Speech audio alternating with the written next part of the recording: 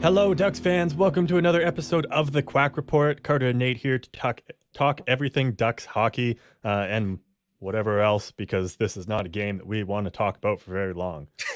Well, that's just going to be the rest of the season. Let's be honest here. It's just going to be the rest of the season. I'm trying to find the positives in each game at this point because we know there's going to be a shit ton of negatives.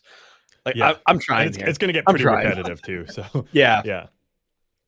We'll try to spice it up as much as possible, obviously. But I think everybody at this point just knows, like, not mathematically yet. We still have a ways to go for that, but it's not looking good. So yeah, I think that Montreal was it was the first team mathematically eliminated. Yeah, and then they went and beat the Toronto Maple Leafs. Yeah, it's just fitting. It's that know that's like there's certain points in the season that kind of mark where everything's at. So there's like Thanksgiving is like kind of the first major deadline, or American Thanksgiving, where it's like most teams that are in a playoff position now will be in the playoffs. And then there's like that didn't work out for us. No, so that's whoever came up with that is stupid. But were we sitting? I'm pretty sure we were sitting first in the division at American Thanksgiving. First or second. Yep, first or second. And now we are well outside of a playoff spot. Yeah, but yeah, there's like major. I want to say like waypoints, but that's not it. Markers, I guess, like throughout the season. Milestones, milestones, yeah. So American Thanksgiving, and then there's like All-Star Weekend, which normally is like in January, and then there's trade deadline, which is usually end of February, and then there's the Leafs losing to the first team to be mathematically eliminated. So, and then it's the end of the season. Yeah, those are kind of the major points along the way. I do have to say, though, the goal that put Montreal ahead, I thought there should have been a tripping call going to Montreal, because Matthews has the puck and he's kind of bringing it back up by the blue line, and he's got one guy chasing him and kind of gets like tangled up with him, and then I forget who it was, but the Montreal guy kind of comes in behind, and it's an accidental skate on skate, which causes Matthews to fall, lose the puck. That Montreal player picks it up and goes the other end and scores. And I watched that. I'm like, that is tripping, whether accidental or not, right? But then I remembered as well, it's NHL officiating. Everything is fucking up in the air, and who cares? Yeah, and I mean, just like the Department of Player Safety, it's all the fucking coin toss. Who knows? Yeah. The annual Leafs losing to the first mathematically eliminated team. Like, who are the refs to interfere with the hockey gods' will there? Like, they're not going to call penalties against the other team. I mean, they interfere with everything else, but that's just, I don't know. Yeah, not the hockey gods, though. That's something. You can't touch that. No. Then you look at Tim Peel. He probably interfered with the hockey gods at some point, and now he's fired and probably sipping margaritas on a beach in Mexico. Which with awful, but with Bob McKenzie. Yeah. We're having the Bobby margaritas. Yeah. Oh, we like to talk about other teams' embarrassments because pretty much because it just hurts to talk about our own. Yeah. Yeah. You know what else is embarrassing? What? After losing to the Sharks are now ahead of us in the standings. Mm-hmm. Yeah, not good. It's not by a lot, obviously, because they were behind us before. But what are the numbers still here? they got 2 games. They got 2 games. They're a point ahead. Ah, fuck that. Yeah. Yeah. Okay. It's just no. Like how? Okay, we are. Okay, at least Seattle's in the division this year, but like it's so close to our prediction actually being right. When a few months ago we were going like, "Fuck, that's fine. We're okay to be wrong on this one," and now it's like we're about to be right. Yeah. So right. I mean, there's that. Like, I would rather be right than Well, no, that's not. What am I trying to say here? I'm not. If the Ducks aren't going to be in the playoffs, then I would rather be right about them not being in the playoffs than like wrong about them not being in the playoffs. Does that make sense? Yeah, it makes sense. I was going to say I'd rather be right than have the Ducks in the playoffs, and I was like, wait, no, that's not right. But before we get into the game talk kind of officially here, got a bit of a story. It's not really much of a story, but right. I had a dream. I had a dream last night that we were doing the podcast because apparently that's what I dream about now. And your real life just sinks into it. I guess we've done a lot this week. Makes sense. Okay. Yeah, I Sorry, guess. continue. Yeah. I dreamt that you you hooked up your MIDI keyboard and came up with a bunch of sound effects to use as well. And I was like trying to make like some super serious point about like something. I don't know. I don't remember what it was. And you just had like a fart noise on your keyboard, and you would just like hit it every time just to like interrupt me. And I have no idea why that's what I dreamt about, but that was it. I like to think I'm not an asshole, but I'm also the kind of person who does try to alleviate tension with comedy. Yeah.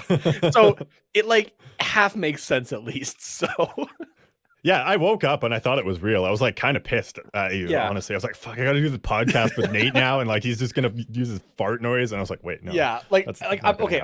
I wouldn't go as far to like do something like that, right? But I'm the guy who's like trying to like just alleviate the tension, not like dismiss it or anything like that. But yeah. So it's like kind of accurate, but not at the same time. I don't know. I just appreciate that you're thinking about me in your sleep.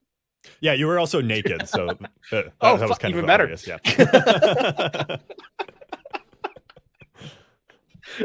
That was where the actual realism came in. You were like, "Wait, are we living together again?" Yeah. I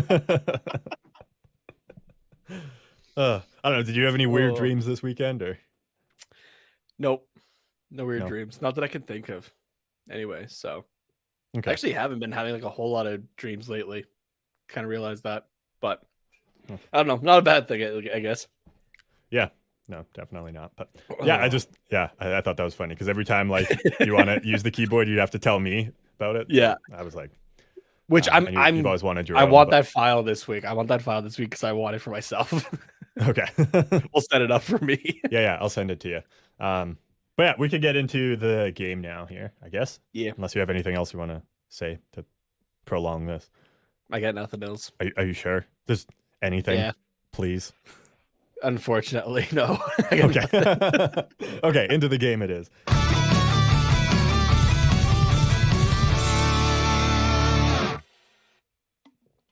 So, I mean, we saw Lucas Dostal play his I was happy about game that. since when? I feel like it was like January. Or maybe even before that. No, I think it was after that. Oh god, what am I doing? I don't know. What are you doing? Trying to pull up Dostal's last 5 games. You are right. January. Yep. Oh, really? January 28th? 15th. Oh, the 15th. No, okay. 15th. I thought I could be cool and get the date exactly, but no, that was against Chicago. 2 goals against, but a .943 save percentage in that game. Cool. So, yeah, of course, it's when the Ducks decide to shit the bed that they're like, hey, you have really nice numbers. Be a shame if they got fucked up by defense or lack of. Yeah. No kidding. Holy shit. Detroit, January 9th, a .917. Pretty good. That was, and then Minnesota a few days later, a .923. Looks pretty good. The next day, gets a .943. Looking pretty good. Mm-hmm. And then, we go through the motions. We'll just call it that at this point. Mm-hmm. Play against San Jose, .833. Fuck your save percentage. Yeah. That appearance against Chicago would have been in relief, right? No, that was the Minnesota one. That was the Minnesota one. Minnesota was in relief? Yeah. Okay. So that Chicago game wasn't... Oh, no, that was the 3-0 one. Yeah, it was him. Yeah. 59 minutes and 6 seconds played. Okay, yeah. No, that makes sense. I thought it was like the 8-3 loss, so I was like, how do you have a .943 let in 2 goals and only played like a period? So, but yeah, that makes sense. Yeah. Dostal's numbers all around didn't look great, but his play did look good. Yeah. You're gonna make a mistake here and there, right? Because he's a young goalie. That's literally his 4th NHL game. Yeah. So it's a bit more understandable compared to, say, John Gibson putting up the numbers that he was, right? You look at a guy like Dostal and the defense that was playing in front of him, which, like I said, it was a lack of defense. Where you get an 833 save percentage and a negative 2.18 goal save above expected. You're looking at that and you're like, yeah, that's not good numbers. But then you kind of remind yourself, okay, it's only the fourth game. The defense is completely stripped down, as well as the forwards to a point. And there's just no, like what we've been talking about, but it really showed in this one that there is no like communication or system when it comes to defense anymore. That's not just on the defenseman, but just like the team defensively. There is nothing there anymore. So like literally the entire game was just, okay, we're just going to collapse around the net. Nobody has any zone coverage or that kind of thing. The note I had written here, like the best way to describe it is like, it's a bunch of 5-year-olds, right? Like, how like you know where the puck is with like a 5-year-old game, because all 10 players just move around in this massive horde, right? That's what the Ducks defense looked like. They all just moved around in this massive horde, leaving everything else wide open for Lucas Dostal to go, fuck, thanks, guys. Yeah, at least he knew where the puck was at all times, right? Yeah, exactly. Just follow the horde. Yeah, but it's just like, my God. But yeah, just like no communication on the defensive end whatsoever. Yeah. So like, I want to see at least like an attempt, right? Be happy if there's an attempt to play a game, to do well, or that sort of thing. But like when it looks like Timbits, like 5-year-olds could actually outscore you offensively because of how shitty your defense is. I don't care who's on the ice. You're NHL players. No. Like, yeah. Like, and with how many of them are free agents, like you'd think that they would kind of be playing for their next contract, right? Yeah.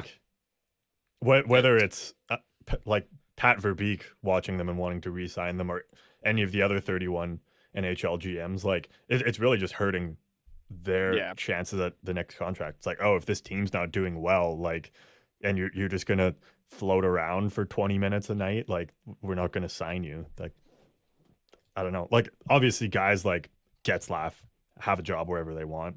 Getzlaf will be a Duck for life. So Pat Verbeek exactly. said that, which I'm very happy about, honestly. I just want a little bit more shaven off each year on the dollar amounts, because we're gonna need to sign guys here, right? We want to start getting competitive. So and like Zegras and Terry, like obviously they'll re-sign with the Ducks, like they fucking better, but or they'll be restricted free agents. So yeah, exactly. So barring any offer sheets, knock on wood, they'll be Ducks. But like they're just hurting themselves in terms of like how much their contract is going to be worth. Like if they're just kind of floating around and not doing anything for the last 2 months of the season. But guys like Simone, Aston Reese, that we just acquired, like if they just continue to float around because they're like, well, fuck, I traded to this nothing team now, I'm just going to exist and go through the motions. Like they're not going to be re-signed by the Ducks, and any other GMs are going to be like, I don't want to necessarily sign you if when things look down, you're just packing her in. Yeah, and I'm okay to not re-sign those guys. Honestly, as soon as that trade went through, I was like, okay, these are just going to be guys that'll fill out the roster for the rest of this year. Yeah, exactly. Like for them personally, I wasn't looking at anything further. But the one guy I thought was noticeable against the Sharks in a good way was Mayhew. Just like he ended up with the lone goal. He was all over pucks, like winning puck battles and creating open space. I thought he had pretty decent chemistry with Simone as well, because I believe he was on a line with Simone and Aston Reese. I think it was kind of all three of them. It was, sorry, who? You were saying there? I think Mayhew, Aston Reese, and Simone were all on a line together. Is that right? No, it was Simone, Mayhew, and Getzlaf. Oh, okay. Putting up the most time on ice with 9:43. Imagine being Ryan Getzlaf. You're the captain of the Anaheim Ducks, just the captain of a NHL team, and you're injured for a while. It sucks and whatnot. You're watching from the sidelines as your team collapses, and then you come back and your head coach, who you seem to have a pretty good rapport with, goes, so hey, these are your line mates tonight. Neither of these guys were here before you got hurt, but you're going to play the most ice time tonight. Have fun. Like, that group was on ice for 1 goal. Their expected goals for was 0.5. Like, okay, it's just no. I mean, they did better than their expected goals for. They got 1, so. Did they even though? I'm just sorry. I'm actually Mayhew scored. I don't think that Mayhew. Oh yeah, you're right. Of course I'm right. Yeah, I'm always right. You're right. Yeah. So, but then, and then it's I don't know. I thought Simone and Mayhew had decent chemistry. So like if they can keep it up, I wouldn't mind having them in a depth role, like third or fourth line next season. Yeah, depth role, not playing almost 10 minutes a night as the top line. Like, no. With Ryan Getzlaf. Yeah, no.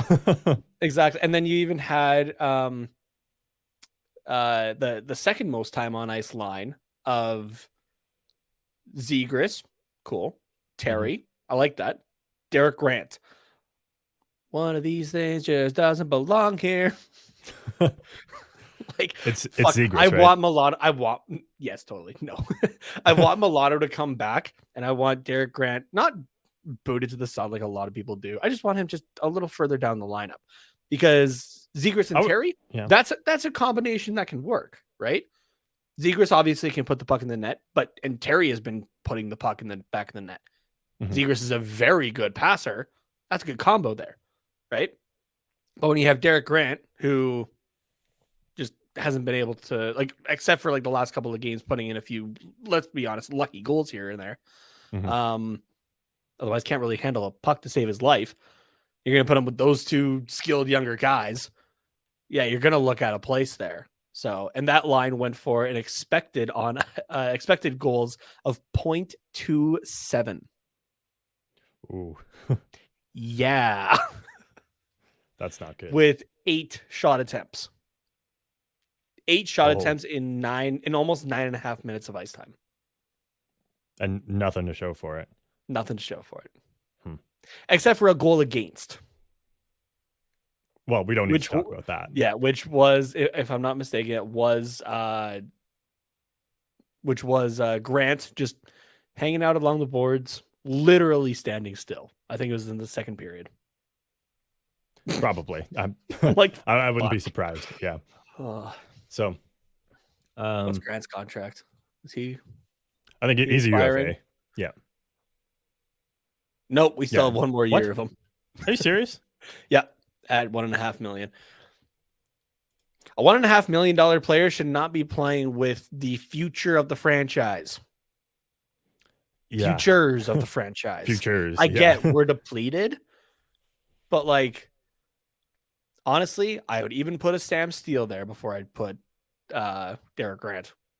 I'll be honest. Yeah, yeah, absolutely. Like, put the aging old body of Ryan Getzlaf there. Put, Jakob Silfverberg. Yeah. Put Jesus Christ, Zegras and Getzlaf setting up Terry.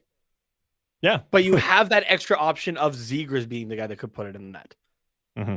It's a hell of a lot better than, okay, it's got to be Zegras to Terry or nothing.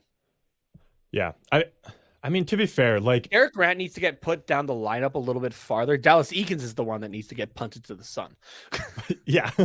Like, just the more that I'm looking at, like, the line combinations throughout this season that he's put out, like, he was going good for a while there, right? And obviously things were working. And I get it. You got to, adjust for injuries and stuff like that. But you got to adjust to injuries or guys being out or guys being traded, right? Not just throw everything in a blender and expect something to work out. Yeah. Okay, sorry. Daily Faceoff has Simone Benoit or Simon or Simone Benoit? Simone. It is Simone? Okay. Benoit. Simon Benoit. Yeah. Simon? Okay. There's Simon and there's, like, as a first name, and there's Simone as a last name. Yeah. Thank God it's only for like 20 games or something like that left. Yeah. Okay, never mind. Just Daily Faceoff has Simon Benoit as our first line left winger, and I'm like, that doesn't make sense. But they probably meant to put Simone there because he's not in our lineup, and he was playing with Getzlaf and May. Yeah, okay, that's what's going on. I was just confused. So anyone looking at daily faceoff, Simon Benoit is not our top line left winger. It's Simone right now. But like, which that's also scary. Yeah, like when I actually look at this, dude's making like league minimum, and he's your first line guy. Yeah, when I look at this lineup though, like if you do put, say, we'll say Getzlaf, Zegras, Terry on a line together, like that's the only line that gives me confidence. Yeah, because like that we would have one first line and then 3 fourth lines. This way we at least have like a first line in Zegras, Terry, and Grant. I'll say that's the first line because in my head that should be the one getting the most ice time. We have a second line of Getzlaf, Simone, and Mayhew, I guess, which isn't great, but I guess you could justify that as a third line. Aston Reese, Lundestrom, Carrick as a third line. Comtois, Steele, Letary as a third line. So like, I don't know. It's a little bit more stable offensively, but you load up one line and then the rest just like go to shit. So I get the reasoning there until some guys come back from injury, but it's also okay. We could load up one line, a reliable line, and the rest be shit, or you can just mix and match, and everything is shit. Yeah, I mean, it's the lesser of two evils, really. Like, I don't know. Like, if you loaded up Getzlaf, Zegras, and Terry, I feel like that's pretty easy to defend against. Like, you just put your best defensive forwards and your best defensive pairing out against them, and like, yeah, they'll get some chances, but like, I don't know. It's not quite as effective as I think it would be to spread it out. I don't know. Either way, it's not great, and it's not looking good for the rest of the season. Yeah. So like, I don't know. I get that they're probably just trying to find who has chemistry. Like, I don't know. We could see Aston Reese with Zegras and Terry next year, and then Carrick or Lundestrom. Like, or next game. I don't think I said. Did I say next year? I don't know. Yeah, but I feel like we'll just see various players play with Zegras and Terry, and then it kind of like with Crosby, like way back when, like they would just throw players up there. It's like, oh shit, you have chemistry with Crosby. Here's a $1 million contract for the next couple of years. Let's light it up. You know, see, like, but you that's don't need to have that big winger. But that's the thing right there, though. You have chemistry with the player, right? Like Chris Kunitz literally had enough chemistry that was elevating Sidney Crosby to a level that Chris Kunitz got put on the 2014 Team Canada Olympic team. Mm-hmm. Kunitz, otherwise, like, no disrespect to the player, he's a great player and everything like that, or was a great player. I honestly don't, where the fuck is Chris Kunitz? Am I just missing him somewhere in the league right now? I genuinely don't know where he's at right now. I honestly think he retired. Okay, I'll look it up while you finish your point here. But like, yeah, it was, you know, if you didn't have this chemistry with Crosby, probably wouldn't be. You'd be a lot later on the radar. Again, he was still a great player and everything like that. But the fact that he had the chemistry with Crosby was enough value, though, to bring him onto that team, right? Yeah. But like, I haven't seen that with, say, Derek Grant with Troy Terry and Trevor Zegras. And also, so that's my point. Is that my point though is that like there was no chemistry there. Like we tried it for a game or two, so now let's try Aston Reese up there for a game or two and see what happens. Yeah, and man, Eakins was really going for it, because take a guess who had the most forward ice time. Derek Grant. Was it Derek Grant? With 1950 of ice time. Shit. That's a lot. That is a lot. I know he's on our penalty kill. Yeah. Which we had to kill off some penalties last night. But like almost 20 minutes for Derek Grant. Yeah. That's too much. That's way too much. Yikes. Ugh. Like, I'll name off the next guys after, like the next 5. Zegras with 1943 makes sense. Troy Terry with 1830. Okay. Mayhew with 1732. Yeah, he's up there on that first line. He got the one goal for us. And then Ryan Getzlaf was 1633. Derek Grant had more time than our first line centerman. Yeah, that's penalty kill or not. What the fuck?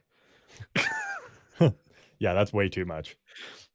Like we better not see that again. That's all I'm going to say. Chris Kunitz, though, to answer your question here, he hasn't played since the 18-19 season. He played with the Blackhawks, and then I'm assuming retired. Yeah, because hasn't played in any other league since then. So oh yeah, and he's 42 years old. So yeah, he retired. Yeah, makes sense. When he was like 39. Yeah, okay. Yeah, that makes sense now. So I was like, where the hell is Chris Kunitz right now? Yeah, I just genuinely forgot. I feel horrible for that. Yeah, I feel like every so often Chris Kunitz's name comes up and we're like, where's Chris Kunitz? And then I look it up and it's like, oh, he hasn't played since the 18-19 Blackhawks season. And then I look and I'm like, oh yeah, and he's like 42 and that makes sense. He's obviously retired. Yeah. But it happens like every few months where we just forget what Chris Kunitz is up to and then we're like, oh, nothing. Cool. Yeah. He's just chilling. Yep. Yeah. I have a couple more points about this game here. Yep. And first one was that our power play against the Sharks this season is 0 for 13. Sure. And okay, you talk about that, and I'm going to find where the Sharks penalty kill is. Okay, I was literally just going to do that because it better be like top 3 in the league for I'll pull it up here. Our power play to be that bad. It's a race now. So their penalty kill is third in the league. It's third. Yeah. Okay. You know what? 84.8%. Jesus Christ. Okay. Yeah. Okay. You know what? That's fine. You know what? I'd like 1 for 13 would be acceptable against that. 0 for 13 is just slightly unacceptable. Yeah. So Anaheim's dropped down to 11th. We are recording this on Sunday at like 1:30 Pacific. So it's before really any games are getting played, or I think there's one game going on right now, but Anaheim's dropped down to 11th with 80.7%, which is still better than we did power play last year. Or sorry, penalty kill. Yeah. But where's our power play now? Because for the longest time we were in the top 5. Yeah, it's not top 5 anymore. No yeah, and we were at like 30-something% for like a good chunk of the season. Mm-hmm. It's not bad. Or just under. Yeah, 22.9. When the bar is so low as last year, though, anything is an improvement. But just to see kind of the collapse of like a 5% difference, which doesn't feel like a lot, but when it's that, like, when like a 30% is like fucking phenomenal kind of thing, and you drop down that much, that's where it's like, okay, something's not going right here. Yeah, so it's still 11th in the league, which, I mean, given how many injuries we've had to top guys, that affects your power play. And then obviously moving on from guys like Raquel. I mean, I guess that's probably the only one. But so like it kind of makes sense that over the last couple months it's really dipped there. But okay, just to make ourselves feel a little bit better, without taking a look, what team has the league's worst power play currently? Oh God. It's got to be like Arizona or Seattle. Actually, I'm not even going to go Arizona. I feel like Montreal's is pretty good. Yeah, I'm going to go with Seattle. Seattle is 29th with a 15.1%. Okay, can you give me the percentage of the lowest team? 13.2. 13.2. Okay. What was it? Were you going to say it was Montreal?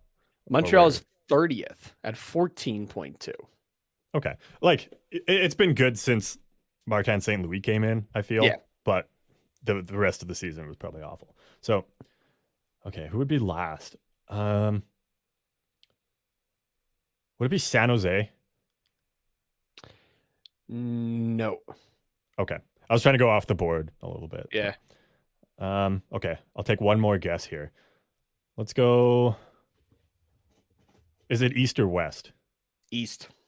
Oh, it is East. Okay. I was trying to think of an East team. Who's a team in the East that has a really awful power play?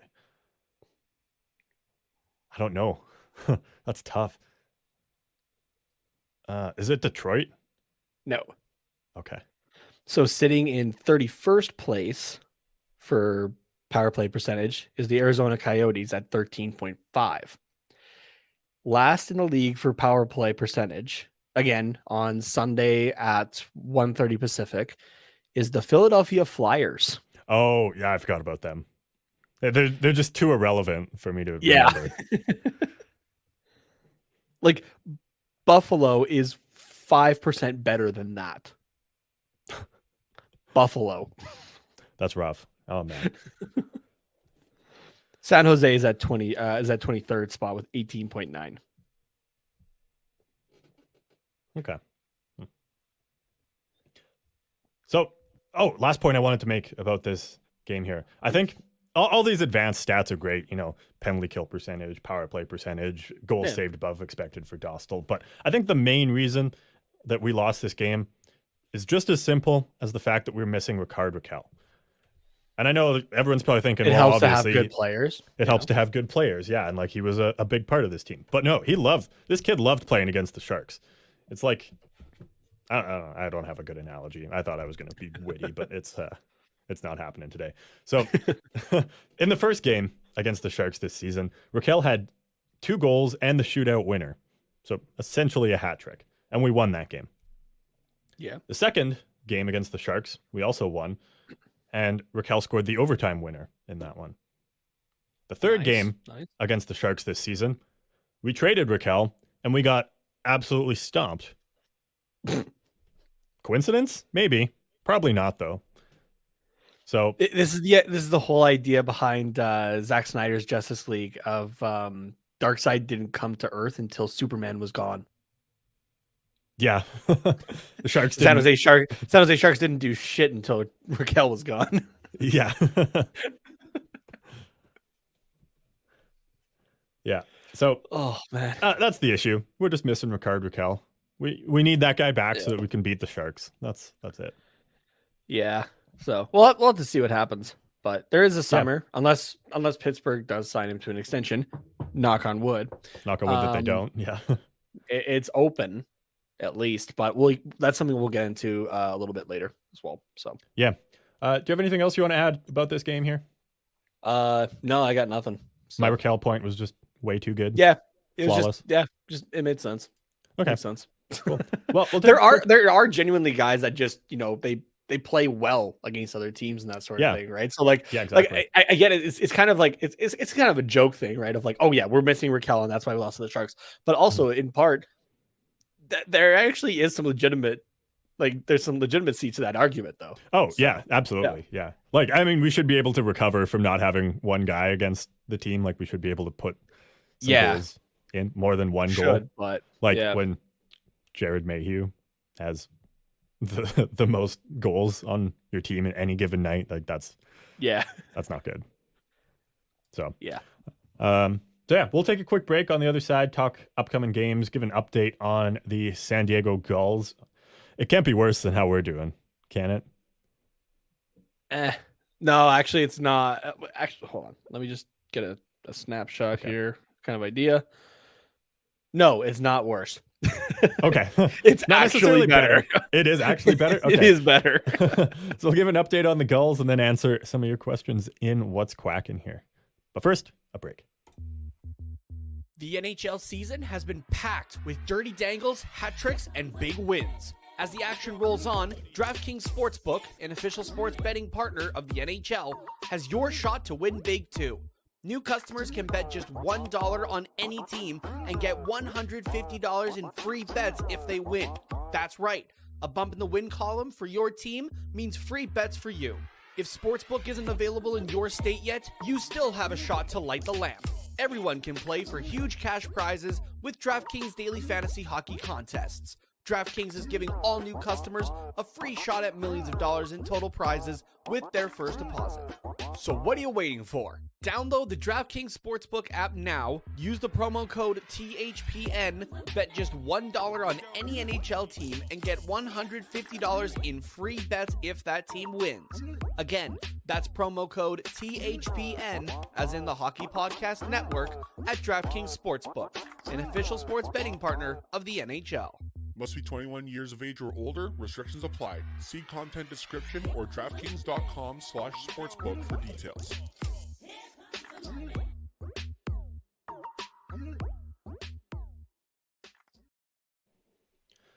So let's do upcoming games. We'll wrap up the Ducks talk before we get into the Gulls here. I hope that you like to see the Dallas Stars because we get to play the Dallas Stars basically back to back. Tuesday night and then Thursday night at home. Yes. So, 7 p.m. Pacific for both of those games.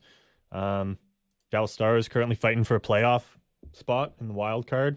I don't know exactly where they're at. Oh, third in the wild card, 1 point back of Vegas with 4 games in hand, 75 points on the season. So, looks like they'll get 4 easy points this week for sure.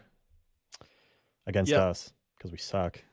But you know what? I'm kind of okay with it if Vegas doesn't make the playoffs. Yeah, right. Kind of okay with it. So yeah, we just got to take one for the team. Let Dallas overtake Vegas a little bit. Pretty much. So yeah, I can't wait for Jay Gottinger or is Braden Holtby hurt right now? I haven't heard a whole lot about him lately. I don't know. Can't wait for one of those goalies though to probably, post stellar numbers. I'm going to take a guess there's going to be like a 950 save percentage in that, at least a 940. You know what? I'm going to put that down. At least a 940 in one of the games. Okay. I'm making a note for that here. Okay. Well, yeah, we'll see. We'll see how well I do on that here. A 940 for Dallas in one game. Okay. And Joe Pavelski to just, smush our face into some white dog shit like in Step Brothers, and Jason Robertson just to go head to head. Okay, I'll make a positive of that. Jason Robertson to go head to head with Troy Terry. That'll be fun because both those guys are only separated by a goal. Robertson has the lead in that category with 31 goals currently. So yeah, like that'll actually be a fun thing to watch. Yeah, that'll be interesting to watch. Yeah. But all around, though, I can't wait for the 36, 25, and 3 Dallas Stars to mop the floor with the 27, 29, and 11 spiraling Anaheim Ducks. Yeah. Do I sound very enthusiastic about this game? Maybe for the Dallas side. I don't know. Maybe I got to take that jersey down and wear it. See what happens. I don't know. No, you know what we need to do? And this is okay. I'll just preface this by saying, no, we don't have any plans for this currently.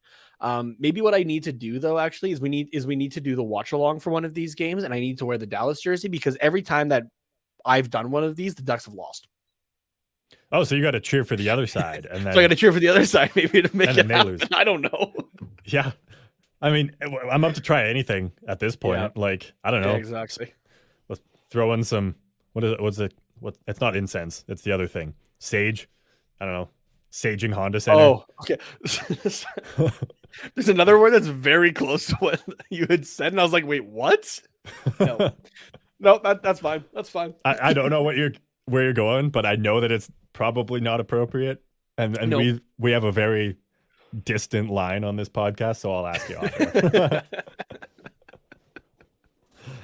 off. Man. But yeah, basically, at least for this first game, I don't know. It'll give us a better idea of what the second one looks like as well there. So yeah, so I guess Wednesday's live episode we'll talk about the first game, and then next Sunday's episode we'll talk about the second game as well as the game against Arizona. So it's a bit of a look forward for the rest of the week here. So I guess next Sunday as well we have the game against the Edmonton Oilers. You and I might have to do a late episode. I'm not sure. We'll have to figure that out. Yeah, we'll figure that one out. So for sure. I don't know. We might not even want to talk about that game. So yeah, who knows? Yeah, I actually, you know what? I don't want to talk about that game because it's either the Edmonton Oilers Here's like lost to like one of the worst teams since the All-Star break in the Anaheim Ducks, and I don't think I could handle that, or the Edmonton Oilers beat the Anaheim Ducks, and it's just an absolutely embarrassing blowout, and I don't want to talk about that either. Yeah. So yeah, no, wait, that one's on you. You can have the whole episode to yourself. That's fair. That's fair. Not actually. I'll join you, but it's right. not going to be pleasant. Yeah, okay, let's get into the Gulls update here and see what is going on in the AHL Pacific Division and what players we can maybe be excited for next season, maybe getting a call up. Or later this season, even. That'd be nice, but it's Dallas Eakins. Yeah. At this point, it's just like, oh, yeah, we want this nice thing. No. Dallas Eakins is the reason we can't have nice things. Yeah. San Diego Gulls are currently sitting 6th in the Pacific Division. There's 9 teams in the Pacific Division. We are ahead of the Henderson Silver Knights, the Vegas AHL team, the Tucson Roadrunners, Arizona's AHL, and the San Jose Barracuda, who's San Jose's AHL team. Currently with a record of 26, 25, 2-1. So wins, loss, overtime loss, shootout loss, with a 509 point percentage. Our AHL team is literally doing better point percentage wise and like than our AHL team. I don't really know how to feel about that, to be honest with you. So their previous 10 games, they're actually doing really well. 7-2, 0-1 in that span. I've just, turned on the Jets and are trying to go for it. So unfortunately, though, it's the math is kind of against them.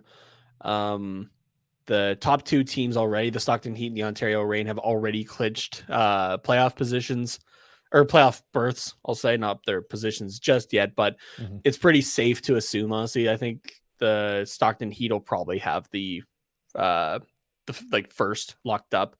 They have a 6-point lead with a game in hand on the Ontario Reign currently. Who Stockton is Calgary's affiliate, Ontario is LA's affiliate. So.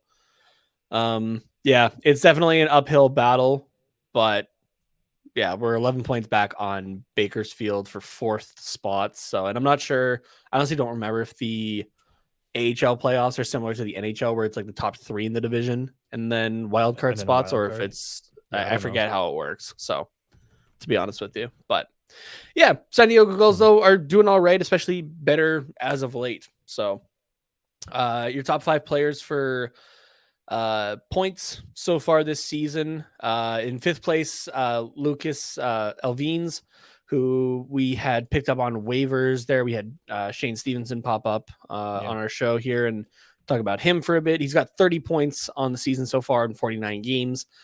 We have Alex Limoges. That's a new name, actually. I haven't seen that before. With 30 points in 49 games as well. Right winger Hunter Drew has 32 points in 53 games. Jacob Perreault with 34 points in 47 games. He's doing pretty good down in San Diego this year. And Nicholas Brouillard with 37 points in 52 games there.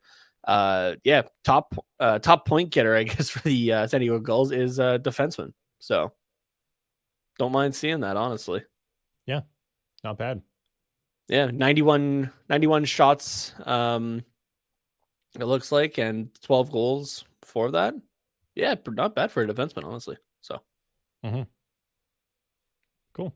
Yeah, it sounds like there's some things to be excited about down in San Diego. Yeah. So, Jacob Perreault, I think, is the big one. I wouldn't mind him coming up for a little bit, just to end the season out. So, well, let's see there. But yeah, just to see what he can do. Yeah. And then goalies, of course, we have our right now backup in Lucas Dostal. With a 246 goals against average, a 16-10-0 record, and a 921 save percentage down the AHL, along with 2 shutouts. Oli Eriksson Ek with 1 shutout, a 7-11-2 record, an 891 save percentage, and a 313 goals against average. Okay, cool. So, yeah. So I made the mistake of looking up how the AHL Calder Cup playoffs work. Oh boy. Okay, what do we got? It's messy because it's messy. all the divisions have like different number of teams, like anywhere from 7 to 9. Yeah. So I mean, there's only 4 divisions as well. But get this: 23 teams make the postseason. Oh, yes. Okay. Yes, the prime number 23, not the nice round even number like 24 or 20. It's 23. Yeah, what? Okay. So this is apparently new. Trying to visualize 23 teams in my head. Like, yeah. So this is new for this year. So it says the top 2 teams in the division receive a first round bye, while the next 4 will play in a best of 3 series. The first round winners will then be reseeded, and the next 2 divisional rounds will be best of 5 series. That's in the Atlantic, sorry. And then as well as the Pacific goes that way. The Atlantic and the Pacific, because they have 8 and 9 teams. The North and the Central, that only have 7 teams in each division, they send 5 teams each rather than 6, where the top 3 earn byes, and then the last 2 play in a best of 3 round. So, and the West will have 7 teams qualify, and only the top team earn a bye. Wait, I'm confused. It's all confused. It's all confusing. It's all good. San Diego's probably not making the playoffs anyway. Who cares? Well, if it's top 6, we're 6th in the division. Oh yeah, I guess. So yeah. actually, maybe. Wait. Yeah. No. Yeah. It's actually very possible. And then cool. We would play against Colorado, as it sits right now, which these numbers are too small for me to see what the difference is there. But like for points? For points, yeah. Colorado has 69 points. Nice. And San Diego has 55. Oh, okay. so not as good. 31-19 or 31-19 4-3 record compared to 26-25 2-1. So okay. So really it's between, I think, us and Henderson for that last spot. So you gotta keep that up, because both teams have played the same amount of games and whatnot. So how many games are in the I want to say it's like 62. I could be wrong on that though. Maybe. Although Hershey has played 63. Although, in the AHL, it's also weird. Like, you play different numbers of games. Yeah, it's all fucky. If anyone can come on here and explain to us how the AHL works, that would be fantastic. Just because, we obviously know how hockey works, and we could go to a game and enjoy it. But in terms of, the overall standings and structure of the AHL, it's... Yeah, I feel like that would be a thing to actually have Shane come back for. Oh, yeah. He would probably have, so. Yeah, that's true. Okay, yeah, so every team it looks like they play a different amount of games. So they go by point percentage. But it looks like for next season, the 22-23 season, it will be a set 72 game season for all teams. Okay. That's what it looks like here. So cool. So we'll probably play around 72. I don't imagine it's drastically different. Like one team plays, 74 and the other plays 60. It's probably pretty close. Yeah. So, although we play games to the end of April, so yeah, we've still got quite a few left to go here. Yeah. We being San Diego Gulls. So if anybody wants to send me a San Diego Gulls jersey, I'd take an extra large. I do want to add one eventually to the collection, but I got some other ones that are kind of in the queue. But yeah, that'd be cool. So yeah, we'll I guess update you further into April on where the Gulls are, if they're still in a playoff position there, and then come the end of the season, because I don't know, maybe we'll be following the Gulls in the playoffs rather than be kind of interesting actually. Ducks, yeah, we'd have to figure out how to watch it, but I mean, I know there's ways, but yeah, we kind of followed it last season. A little bit followed the AHL playoffs, but a little bit closer, yeah. So yeah, that's that. Okay. Anything else you want to add here about the Gulls? No, I got nothing. Okay, cool. Yeah, I think it's good to move on from that. We don't need to figure out how the AHL works live on air. Okay, well, let's take a quick break and then we'll get to some fan submitted questions here on the other side. Yeah.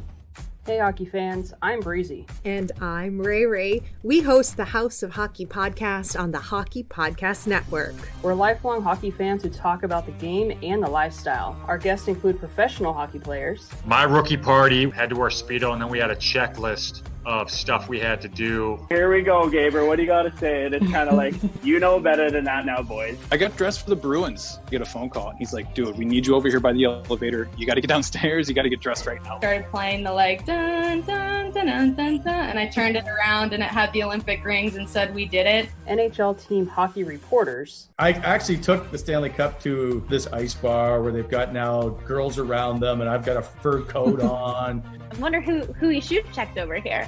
And then I looked down at my feet. Hockey fans. The entire bar was lined with guys in Kings jerseys. We quickly realized, oh my gosh, this is the dad's trip. And we bring unique hockey stories to light. Coming back to England, 24 rings in the entire country. That's where the problem starts with the sport of ice hockey here. Canadian Blind Hockey Association, those few kids we interviewed, their whole week is built around Sunday at the rink. They're just hockey players. We don't agree on everything. Pineapple goes on pizza. No, it does not. I think it does. But we do agree that there are many people and places that build the House of Hockey. New episodes every Tuesday. Come on in to the House of Hockey podcast on the Hockey Podcast Network.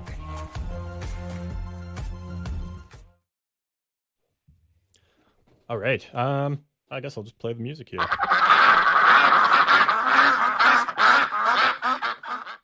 Yeah, so we reached out on Twitter for any questions that listeners had or that sort of thing. So thank you to the couple of people that did want to ask a question to that.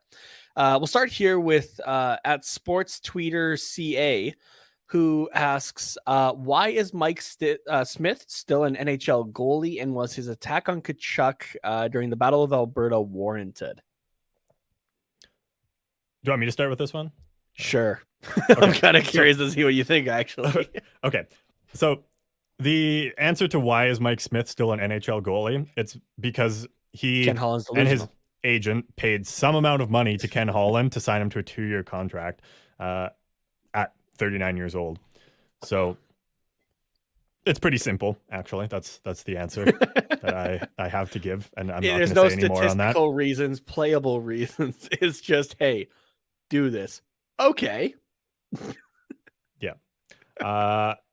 And what was the second part? Oh, was his attack on Tkachuk in the Battle of Alberta warranted? Yeah. I'm never not going to say that anybody punching in the Matt Tkachuk in the face or in the back of the head or whatever, any attack on Tkachuk is warranted, in my opinion. So, okay, now I'm gonna ask a follow up with that. Now, okay, punch or that sort of thing. Yeah, sure. You know, Tkachuk was digging into his pad as he's lying on the ice, which is fine. I also noticed though that Smith is like trying to clothesline him though as he's falling. So Tkachuk's thing is a little bit more retaliatory. I'm trying not to be. I'm trying not to be biased on this here. Like I enjoyed watching Mike Smith growing up and that sort of thing. Yeah. So he tries to clothesline him. It looks like, and then Tkachuk gives him a stab to the pad, and then Smith goes not once, but I think 2 times with the blocker edge trying to go for his head. Reminder as well, these guys were just teammates like 2 years ago. Yeah, teammates doesn't matter in the Battle of Alberta. It's the same with like Battle of Ontario. Battle for New York, which is, I'm not referring to the Avengers battle back in 2012. But any sort of like regional or like really intense rivalry, it doesn't matter. No. Absolutely doesn't matter. So, but okay. One thing I will say to that though is Mike Smith, ever since he turned 40 years old, which was like last week sometime, he's had this weird thing with clotheslining people that skate too close to him. He did it against Tkachuk there, and then who did we play against? Smitty, it might help if you were actually in your net, in your crease, instead of like in the fucking corner or up at the blue line. Well, yeah. What was the other one? A few guys less around you then. Yeah.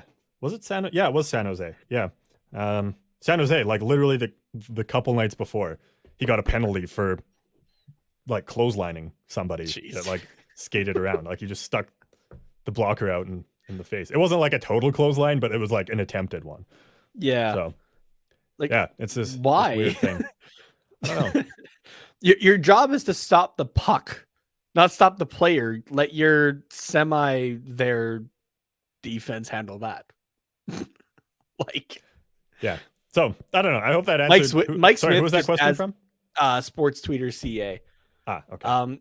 As Mike Smith has aged, the idea of I'm a goalie has transitioned into I need to be the entire team for some reason, and it's made his goaltending even worse. Yeah, he's like, I need to be a goal scorer and a defenseman and a goalie and an enforcer and a playmaker. Yeah. It's everything. And everyone's just begging him to be a goaltender. That's it. Yeah. So anyways, I hope that answered your question, Sports Tweeter. Okay, and then we have one more here from at Girl Madrid 3, Andy, who writes in, is the Raquel trade really worth it? And could they possibly re-sign him in free agency? So I want to start with the first half of this question first. Is it worth it? Okay. Is it worth it?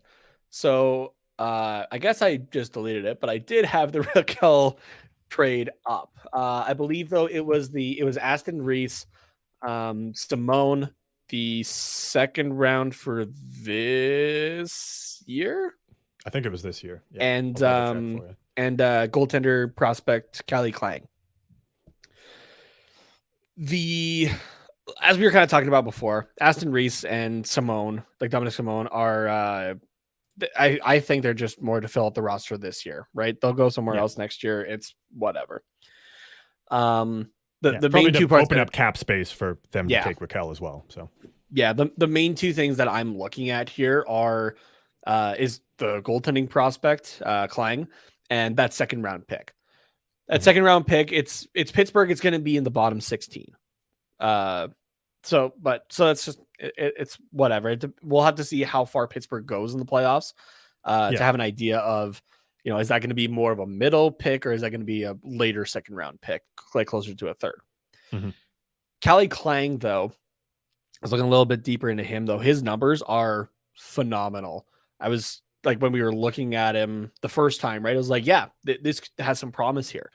But suddenly the Anaheim Ducks have a very good future options if something were to happen to John Gibson in the next couple of years here. Mm-hmm. So you have Lucas Dostal, who has shown that he can play, right? Just needs a few more reps, right? But he's at the point that I think he could get some more NHL games, and that's what I want to see over the end of this season here. Mm-hmm.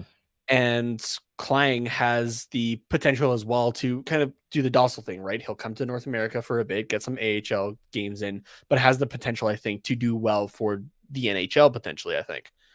That was potentially, and I think a lot in that statement, but just to make sure that everybody knows. I'm excited about that though. So I think I think overall the trade was worth it, right? We're not going to get stuck with somebody who, if Raquel were to move on to a different team, we get return on him at least, right? It's not walking away for nothing. Yeah. We get two guys to fill out the roster for this year because we did offload a lot of our higher guys, right? So you still need bodies at least. Mm-hmm. We pick up a solid, very good goaltending prospect and a potential middle back end of second round pick. Yeah. For Raquel, that works well enough. Would have been nice if, maybe would have been like the Murray ask of like a top prospect and a first. But who knows? Maybe I did hear that maybe Klang turns into that. So yeah, I did hear that the ask was a first round pick and a top prospect. Very, very similar to like a Jacob Chikrin type trade, but obviously a little bit less since there wasn't term on Raquel's deal. It was literally just a rental. But there was no offers that included a first round pick, and this was kind of just the best offer. I think I heard that I think Merrick said that on a recent 32 Thoughts. Yeah, and I know like a Hockey Night in Canada or something like that. So it was just best offer available was this second round pick, couple bodies, and Caleb Klang or Callie Klang. Callie Klang, yeah. And I know that Jeff Merrick had Brian Burke on his show, And I think it was more like, hey, we don't have I think it was Pittsburgh didn't have the first. So like, can we work I think something with a second? It was something along those lines, though, of like they asked about like, can we make something work with the second instead? So that's where the package just became a little bit bigger to kind of balance the value a little bit. So gotcha. No, they do still have their first round. Oh, they do? Okay. Yeah. Unless, well, would Cap Friendly say if there was like a condition on it? I believe so. Okay. Oh, maybe not actually. Yeah, because maybe there's a condition where it's like it's either this first round or this first round, but oh no, it does. Yeah, because like their 7th has a condition on it that says it gets transferred if this is met. So yeah, I don't know. Maybe they just didn't want to trade their first, which would make sense since they're obviously going to lose Crosby and Malkin in the next few years. So having first round guys is going to be important for them to exactly kind of remain competitive for the next next era of the Pittsburgh Penguins, I guess. So yeah, that's kind of what I heard, is that this was kind of the best offer available. And for a rental, I think it's okay. To answer the second part of the question, yes, Rakell can come back. So if he does, then getting a second and Klang for not having Rakell for 2 months, that's in amazing. a season that was already kind of looking lost. Yeah, that works out. Verbeek's whole thing was that he was trying to re-sign these guys and would only trade them if it wasn't working out. So unfortunately, it wasn't working out by the deadline sent by Verbeek, which is about a week before that. But you never know. In the summer, you have a little bit more time, I guess, really to try to do that kind of stuff. But the fact, though, that it sounded like they were kind of far apart still. I'm not confident in him coming back. So, but yeah, it's totally possible that he could do that. So. Yeah, I think it entirely depends on what kind of offers he gets. Because I think Verbeek's big thing is term. He doesn't want to hand out a ton of term. Which that's totally fair. The dollar amount. Yeah. I don't smart, mind that. actually. I like that. Yeah, it's very smart. So. Yeah. But obviously NHL guys want as much term as they can get. They want that security. They want to know that they're getting paid millions of dollars for 8 years. Yeah, exactly. It's understandable too. So.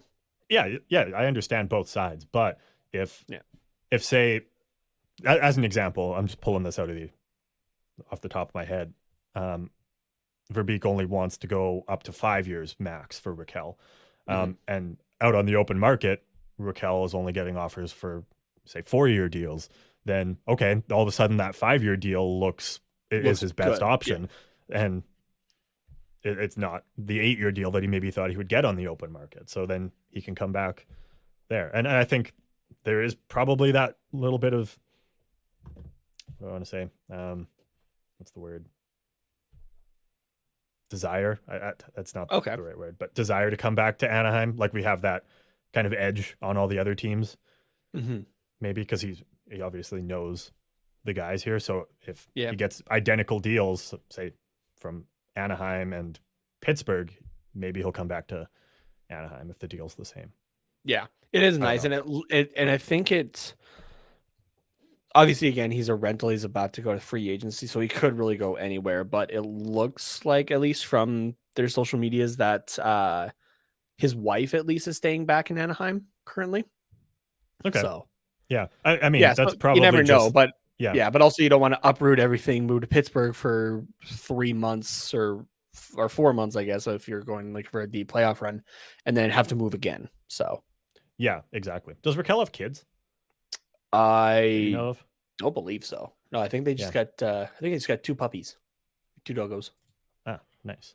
So yeah, I didn't think he did, but I wasn't entirely sure. But yeah, you're right. Like you're not going to move if you don't know where you're going to end up. Yeah, afterwards. So totally makes sense. But yeah. Was there another part to that question, or did we?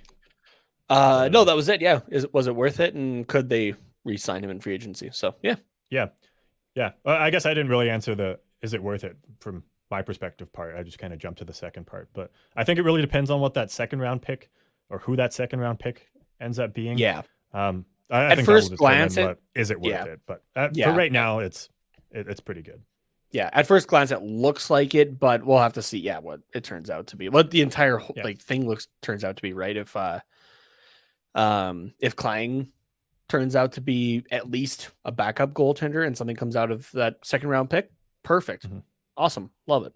So yeah. It also we talked about before the possibility of trading a bunch of these assets to get a NHL ready player. So we might not even get that second round pick or get to see Klang. Like we could honestly trade both of those in a part of a bigger package for another player. So because the deal's not totally finished, I guess, or we haven't come to the end of maybe what Verbeek's ultimate plan is. It's hard to say if the Rakell trade was worth it. So, and that's the one thing I'm noticing right away as well is that unlike Bob Murray, who seemed to just kind of be for the last little while flying by the seat of his pants, Pat Verbeek has a plan going here of like what he wants to do, what he wants to accomplish in order to get this team back to contention. So, yeah, exactly. Yeah, which is good. I like it. I like to see it. And I think that's kind of a good place to end off at, to be honest with you. A little bit of positivity. Look towards the future.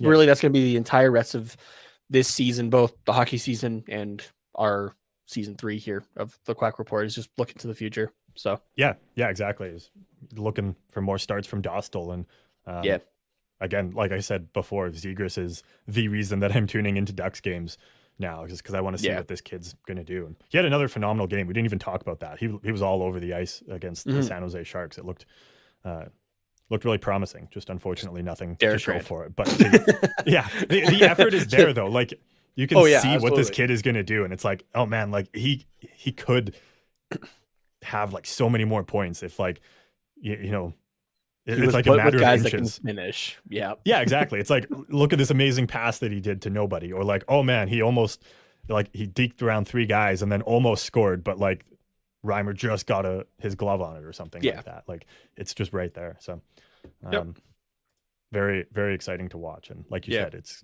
going to be awesome to see in the future. So yeah, I also want to see, just really quickly, and then we can wrap up or whatever. I want to see Dostal play on Tuesday again. I don't want Eakins to go, you didn't have a great team in front of you. You did as well as you could. Fuck you, sit on the bench. I want to see him get one more. Yeah, I want to see him against here. So I want to see him against Dallas on Tuesday and then Friday against Arizona. Yeah. As well. Give him like the easier start. Well, with Arizona, Dallas isn't the really an easy one. No. I was talking about Arizona. Yeah.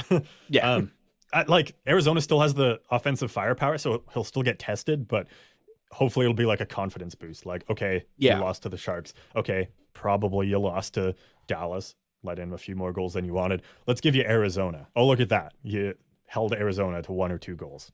Knock on wood. Hopefully. Pray to God. Yeah, then that gives them the confidence for the rest of the season. So it sounds horrible to say I only want to see John Gibson once this week, but like we know what John Gibson can do.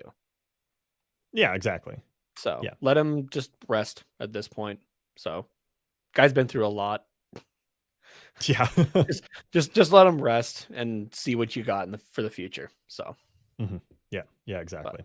But, we can hope. So okay. Nate, where can they talk to you? What's in between now and Wednesday? You can do that over on Twitter at Tatenamas, TATENHOMAS. And I know last episode I sprinkled a little something about merch, about a store or that sort of thing. Tune into the next episode. I'm making an announcement about an announcement. Tune into the next episode for the announcement officially about our merch and our merch store that's coming up. This is the pre-announcement. The pre-announcement. Yeah. So tune in on Wednesday. We'll be back to doing the live episode on Wednesday there at 7 p.m. Pacific. You can catch us on our YouTube channel, our Twitch channel, on Twitter, and the Hockey Podcast Network's Facebook. You'll be able to catch that as well. So again, 7 p.m. Pacific, join on there for the announcement of our merch store. So yeah, I'm excited, man. I'm so excited for this. I've been like super pumped. I'm like, oh shit, like we got merch coming. Fuck yeah. Yeah, it's good. So, if you enjoyed us answering your questions as well, or have a question that you want to ask, you can send that at Quack Report Pod. Either reply to a post about a podcast recording day that Nate always does there, or just DM them to us if you. If you ever just come up with something, DM it. Yep. Yeah, DMs are always open there. At Quack Report Pod. And you can follow myself at Carter_Potts, PRTTS_97 on Twitter as well. Thank you guys for tuning into this Monday edition of the Quack Report. Like Nate said, we'll be live streaming Wednesday night, 7 p.m. Pacific. Check us out there. Have a good start to your week.